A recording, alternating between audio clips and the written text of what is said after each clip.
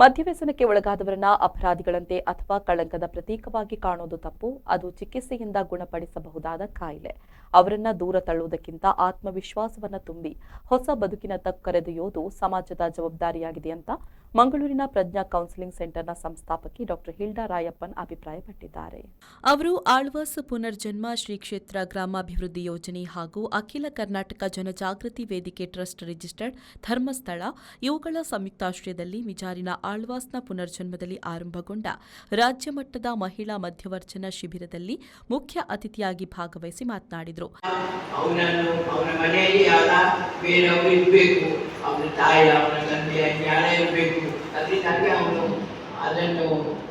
ಅಲ್ಲಿ ಸಿಕ್ಕಿಬಿಟ್ಟಿದ್ದಾನೆ. ಹೆಚ್ಚಾಗಿ ನೋಡಿ ಬಾಟಲಲ್ಲಿ ಸ್ವಲ್ಪ ಕುಡಿದು ನಾವು ಸ್ವಲ್ಪ ಇರ್ತದೆ ಎಲ್ಲ ಬಾಟಲಿಗಳಿಗೂ, ಹೌದಾ?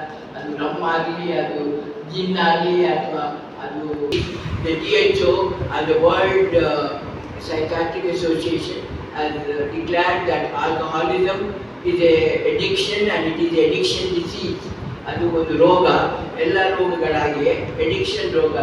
ಅದನ್ನು ರೋಗದಲ್ಲಿ ತಗೊಳ್ಬೇಕು ಮತ್ತು ಅದಕ್ಕೆ ಬೇಕಾದಂಥ ಟ್ರೀಟ್ಮೆಂಟನ್ನು ಅವರು ಪ್ರಾಸೆಸನ್ನು ಎಲ್ಲ ಇದರಲ್ಲಿ ಮೆಡಿಕಲ್ ಜರ್ನಲ್ ಅಲ್ಲೆಲ್ಲ ಕೆಲವು ವರ್ಷದ ಮೊದಲು ನಾನು ಓದಿದ್ದೇನೆ.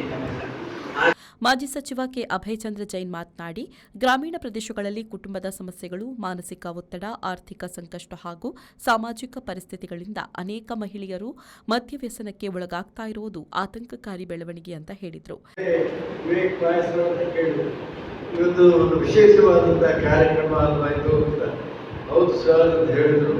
ಯಾಕಂದ್ರೆ ಇಷ್ಟವರೆಗೆ ನಾವು ಮದ್ಯಪಾನ ಮುಕ್ತ ಸಮಾಜಕ್ಕಾಗಿ ಬೇರೆ ಬೇರೆ ಕಾರ್ಯಕ್ರಮಗಳು ಧರ್ಮಸ್ಥಳ ಧರ್ಮಾಧಿಕಾರಿಯವರು ನಡೆಸಿಕೊಂಡು ಬಂದಿದ್ದಾರೆ. ಇವತ್ತು ಮಹಿಳೆಯರಿಗಾಗಿ ವಿಶೇಷ ಕಾರ್ಯಕ್ರಮ.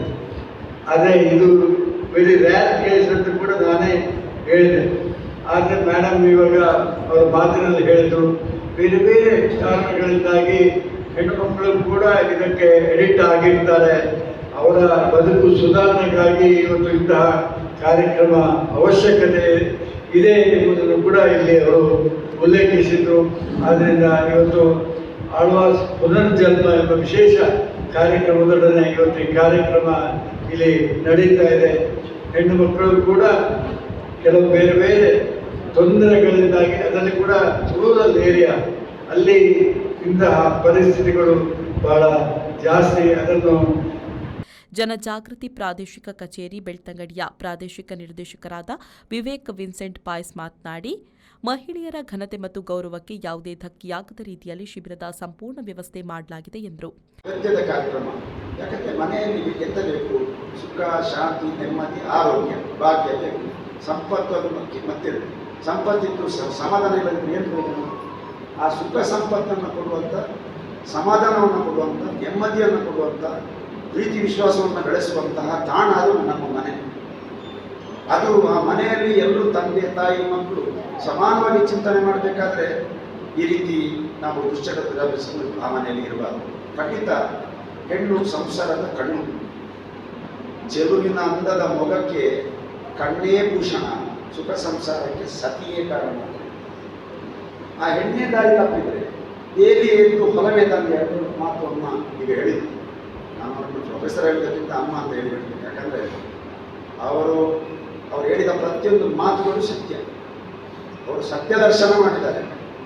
ಆ ಸತ್ಯ ದರ್ಶನವನ್ನು ಮಾಡಿದಂಥ ಮಾತುಗಳು. ಹೆಣ್ಣು ಒಂದು ಕಲಿತರೆ ಶಾಲೆಯಲ್ಲಿ ತೆರೆದಂತೆ. ಇವತ್ತು ಹೆಣ್ಣುಮಕ್ಕಳೇ ದಾರಿ ತಪ್ಪಿದ್ರೆ ಏನಾಗ್ತದೆ ಎಂಬುವ ಗಂಭೀರ ಚಿಂತನೆ ಇವತ್ತು ಮಾಡಿಕೊಟ್ಟು. ಕಾರ್ಯಕ್ರಮದಲ್ಲಿ ಆಳ್ವಾಸ್ ಶಿಕ್ಷಣ ಪ್ರತಿಷ್ಠಾನದ ಟ್ರಸ್ಟಿ ಡಾಕ್ಟರ್ ವಿನಯ್ ಆಳ್ವ, ಉದ್ಯಮಿ ಕೆ ಶ್ರೀಪತಿ ಭಟ್, ಚೌಟರ ಅರಮನೆಯ ಕುಲದೀಪ್ ಎಂ, ಮೂಡುಬಿದ್ರಿ ಜನಜಾಗೃತಿ ವೇದಿಕೆಯ ಅಧ್ಯಕ್ಷ ವಾಸುದೇವ್ ನಾಯ್ಕ್ ಉಪಸ್ಥಿತರಿದ್ದರು. ಎಸ್ಕೆಆರ್ಡಿಪಿಯ ಯೋಜನಾಧಿಕಾರಿ ಗಣೇಶ್ ಆಚಾರ್ಯ ಸ್ವಾಗತಿಸಿದರು. ಆಳ್ವಾಸ್ ಪುನರ್ಜನ್ಮದ ಆಪ್ತ ಸಮಾಲೋಚಕಿ ಸುಮನಾ ಪಿಂಟೋ ಕಾರ್ಯಕ್ರಮವನ್ನು ನಿರೂಪಿಸಿದರು. ಆಳ್ವಾಸ್ ಪುನರ್ಜನ್ಮದ ಆಪ್ತ ಸಮಾಲೋಚಕ ಲೋಹಿತ್ ಬಂಟ್ವಾಳ್ ವಂದಿಸಿದರು. ಪ್ರೇಮಶ್ರೀ, ವಿ4 ನ್ಯೂಸ್, ಮೂಡುಬಿದ್ರೆ.